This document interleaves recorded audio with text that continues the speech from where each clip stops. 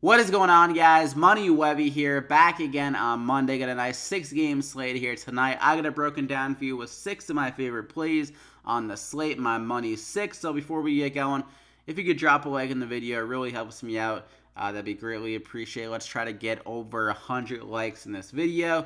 And also, subscribe to the channel if you haven't already. And after you subscribe, hit the bell icon and get alerted every time I upload so you don't miss out on a video.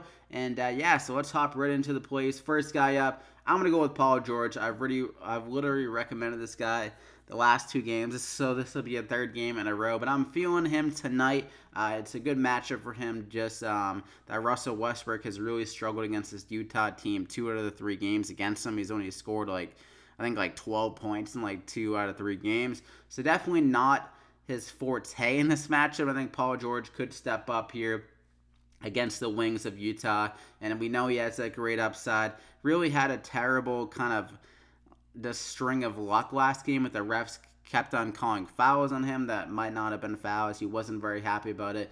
But the good thing is he got a little bit of extra rest, I guess, by playing only 28 minutes. And they didn't play the last 2 days. So he should be a little bit fresher here for this game against Utah. Big game just for playoff seeding. And I think Paul George could get around 40 minutes. Good matchup for him and a good price tag at 9,500 considering his upside of 50 plus drafting points. So I'm going to go ahead and lock him in there as my first guy. Then I'm going to go with Blake Griffin, another guy that's down in price, but I think he has a really good matchup here going against the Brooklyn Nets. So against Brooklyn here, we saw John Collins absolutely demolish them the other night. I think he dropped like a 35 or so in 19, a huge line against them at the power forward position. And those rebound totals might not be there for Blake Griffin, but I think he can score at will against this team and also be able to fill it up with a few assists as well. So he's another guy that's had some weird kind of game logs recently just because of some blowouts, like 2 out of the last 3 have been kind of blowouts. I think this game against Chicago, he actually left the game due to an injury at one point, so only got 33 minutes in that one. And also he got ejected in this game against Atlanta. Another blowout against Cleveland there. So they've had a lot of weird games where he hasn't gotten his full complement of minutes. But in this game against Brooklyn here, I think it should stay close.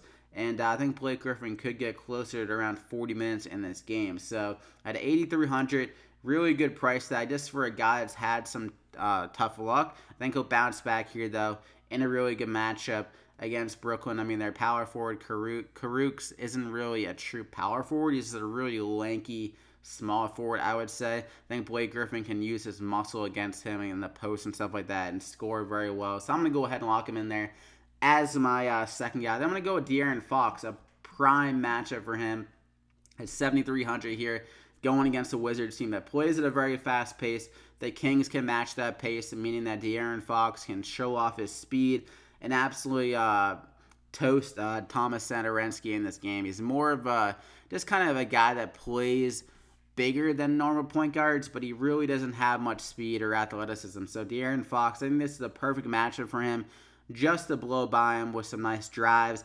and kicks. I think he'll be able to fill it up with over 20 points scoring, assists, good, and also maybe get a few steals in this matchup. Like I said, very fast-paced. The over-under is like 240. So it's going to be a popular game, but I think De'Aaron Fox just makes too much sense in this matchup. So I'm going to go ahead and lock him in there as my third guy. We're going to stick with that game. Bobby Portis, another guy that's been playing very well recently for the Wizards, really stepping up as like a second scoring option for them.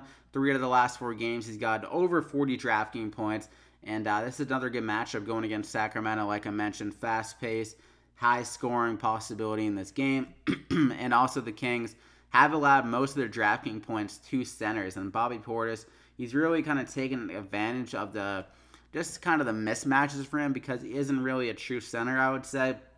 More of a power forward, but he has some more athleticism than some of these centers. And Willie Cauley-Stein might struggle with him a little bit. There is obviously that foul trouble with Bobby Portis. He's been getting in a lot of foul trouble recently. But even if he gets around 25 minutes, I feel like he could still return value at 5,900 just based on how involved he's been in the offense. But hopefully he can get closer to 30 minutes if he can stay out of foul trouble. So I'm going to go ahead and lock him in there, though, as my fourth guy. Then I'm going to go with Joe Ingles here at 5,900.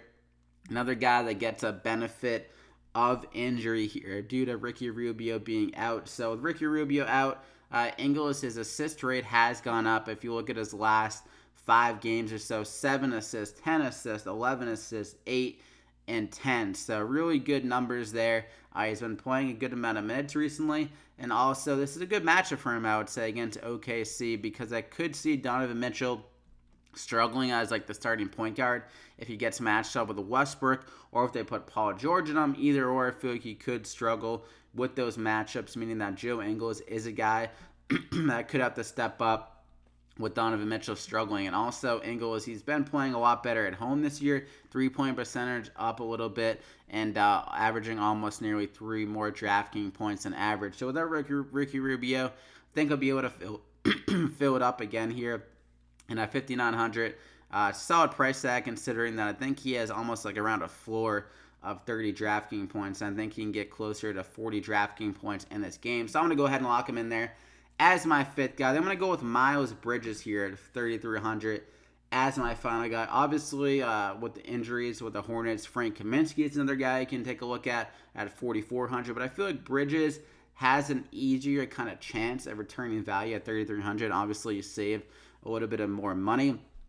But with injuries, not sure if you saw, but also, so Cody Zeller is out, Marvin Williams out, and Kid Gilchrist is out. So those are 3 kind of forward, and then the center position that are going to be out. So Bridges, he can fill that small forward void without Kid Gilchrist, and also can fill that power forward void without Marvin Williams. So I could see him getting around 25 minutes, maybe 30 if he plays really well. Kaminsky's kind of been limited to around mid-20s, but I'm not sure how the Hornets going to kind of go with their lineup. So I would imagine that Bridges will be in the starting lineup. I'm not sure if Kaminsky is. Obviously, if Kaminsky's in the starting lineup, that would make me like him even more.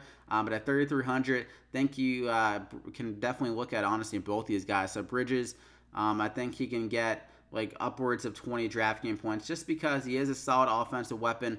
They're going to need the scoring against Houston, a team that can definitely score in a hurry.